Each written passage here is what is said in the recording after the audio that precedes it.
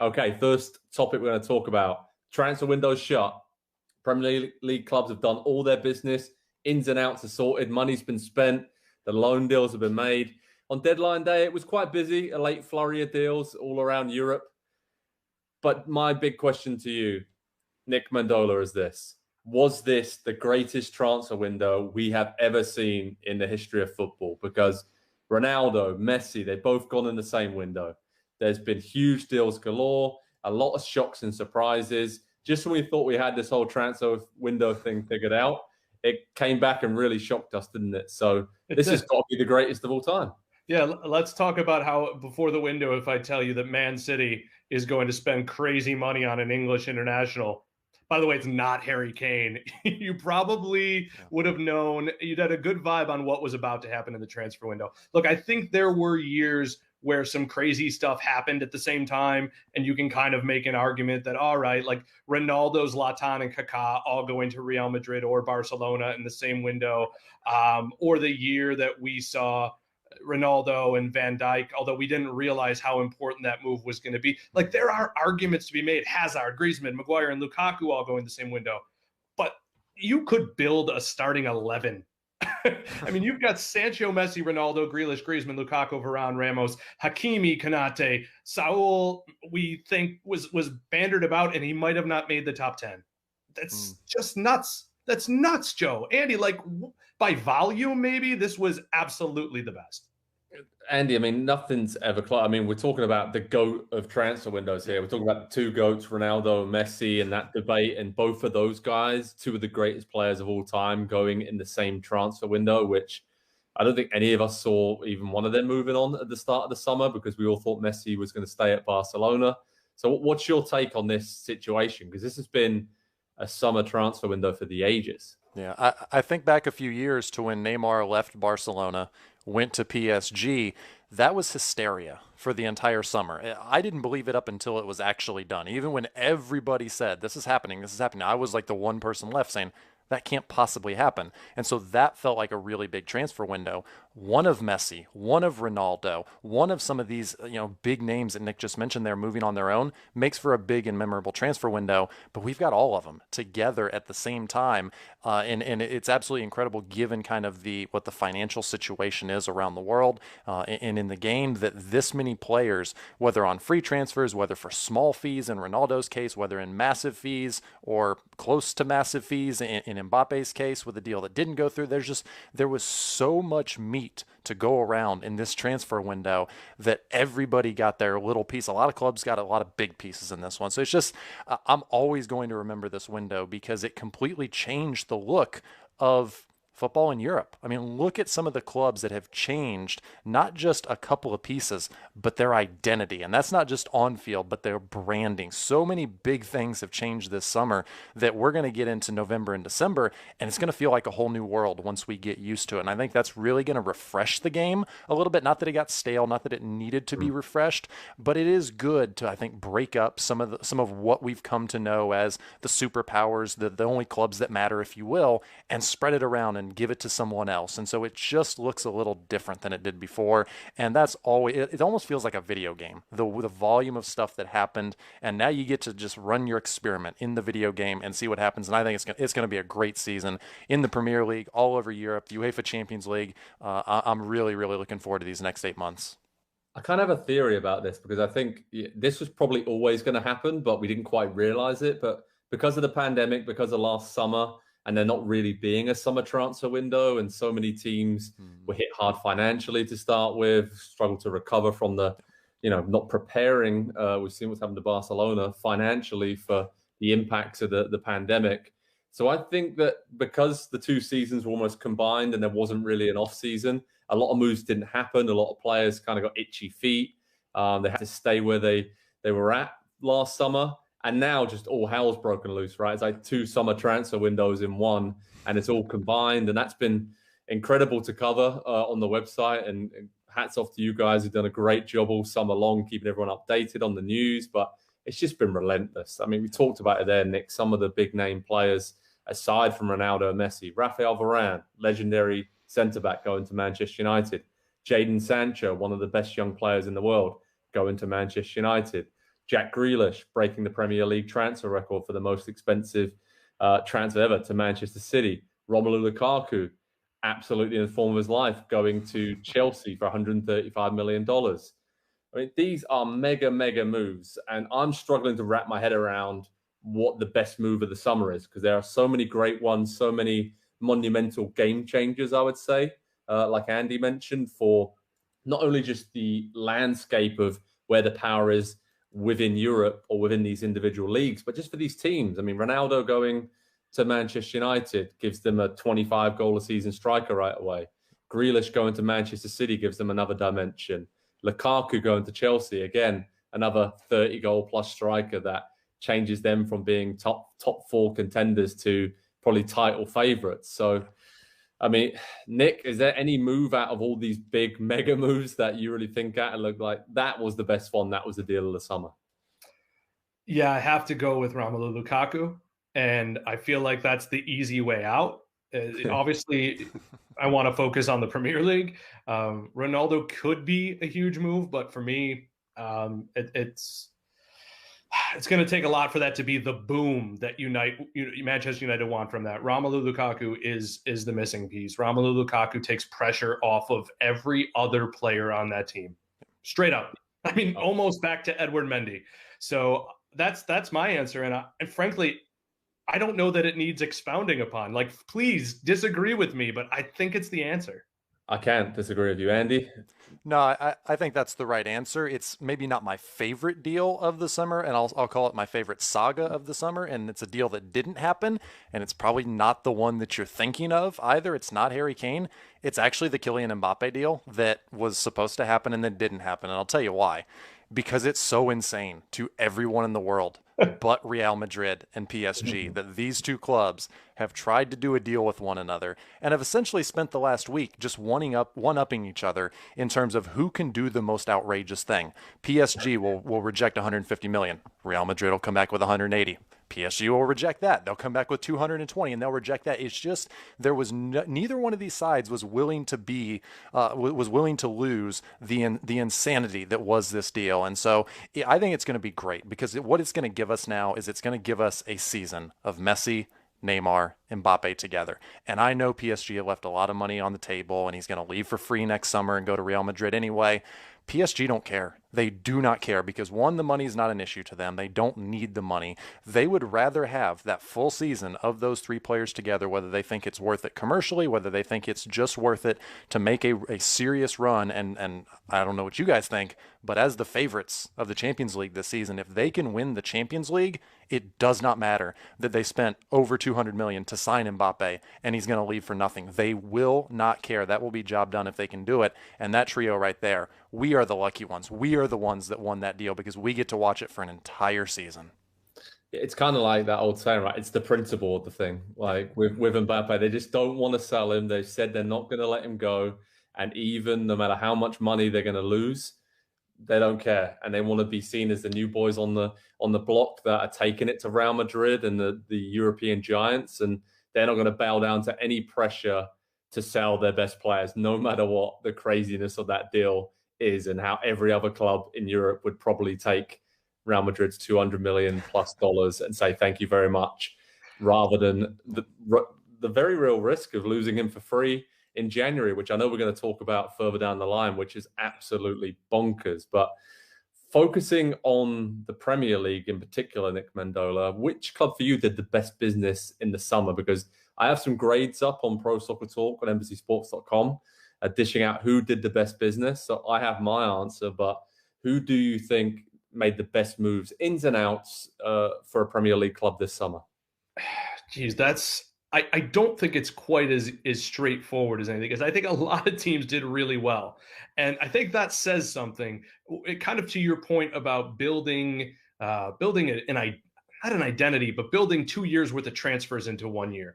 But one I will tell you that I love about as much as anybody's is going to be Manchester United. And it's not about Ronaldo. I think we said all summer, and I know I made the point at least once, that they needed to do a Sancho move to assert themselves as the Manchester United of old. And that even if this move doesn't turn out the way that they want it to and the way that we all think it probably will, they needed to show this is what we can do. Manchester United gets the best players in the world when they need them and when they want them. So I love that. And then when you add Varane into play with Harry Maguire, and I'll say something even maybe controversial, I think he's better than Maguire. And so to add your best defender, to add the best player in the world, and that one thing I noticed in the game the other day is how much more confident Aaron Wan-Bissaka looked. And you look at their four across the back and you think, this can be them for a few years and a very difficult for them to beat. Now, the thing I'll throw in there is, did they blow it by still not answering that center of the park question? And I think it's a pretty big question. It is for me. That's the only way the transfer would have been any better for Manchester United, if they would have brought in a holding midfielder and then probably signed Paul Pogba up to a long-term contract, which he may do, but it doesn't seem that likely right now. So they had a great window. And for me, the other two teams who really excelled are Aston Villa and Leicester City. Obviously, Villa had a lot of cash to spend with Jack Grealish. I know Andy loves this point. But to bring in Danny Ings, Buendia, and Leon Bailey for basically less than they sold Grealish for is incredible business long-term. I think it's so savvy from Aston Villa, so hats off to them. And then Leicester City, some of the players, Vestergaard, Bertrand, Samari, obviously Daka, bringing Lookman in on loan on deadline day as well. They've made that squad so much stronger. And Brendan Rodgers' side, I think, can be right in and around, maybe not in the top four once again. I think they've just come up just short, but they're going to give it a really good go again to try and get in the top four. And then if they get lucky with injuries, I think they can go far in the Europa League as well. So those some of the teams did well. Andy, you worried about any teams with their dealings of the transfer window? Because Man City missed out on the star striker they wanted. Looking at Liverpool, didn't do a lot of business. Any other teams you really think you're like, I'm a bit concerned about them this season now? Yeah, I guess it's a case of, do you think Manchester City had to have a striker in this window? If you believed that they did, then they might be the biggest failure, if you will. But it's unfortunate that you came to me with that question, Joe, because I think there's only one answer, and I think we can probably all agree it's Arsenal. And I know they've spent more money than anybody in the Premier League in this transfer window. Crazy. And we're 3 games in. I fully know that. I know they've had a very difficult schedule, the first 3 games of the season. All things aside, all disclaimers made, none of the players that they brought in the summer who have played yet have looked good. Ben White got absolutely destroyed in the first game by a player who was in the championship last season in Ivan Toney. He was manhandled on the field by Ivan Toney. And so that's $70 million right there. That I'm not saying it's a sunk cost at this point. He can still become a very good player. But if the idea was to build a defense around him for a number of years, he's going to have to toughen up. And he's going to have to make a step up to a new level that he's been nowhere close to. And so I feel like they have bought good players and they brought good players in. It's just not been very good deals. And I also don't think it's the positions that they need either. How many more windows are going to go by where they don't fully address the defensive midfield spot? I know they brought in Thomas Partey last season. You can't rely on him. He's not healthy. He's not healthy right now. He's never going to be more than a 25-game-a-season player, and that's probably the high side of the range. And so there's just so many questions about that squad. I have questions about the personalities and the way that the roster fits, and does anybody believe in the manager? All of those things aside, I just don't understand the business they did this summer. It was like, this player's available. Come and get him. It's like they didn't have their own targets and their own ideas when they went into the window, because they would have shopped completely differently. Yeah, no one really seemed to be battling them for these players, and they paid over the odds, it seems, for a lot of these young players. But yeah, so I had Arsenal. I gave them my grades a D. Some other teams I really worry about, Wolverhampton Wanderers, and Nick, I hate to say it, Newcastle as well. I think those two teams needed to add a lot of players. So yeah, head over to PST, Pro Soccer Talk, and NBCSports.com. I've got the latest grades of how I assessed and analyze the business done by these teams over the summer.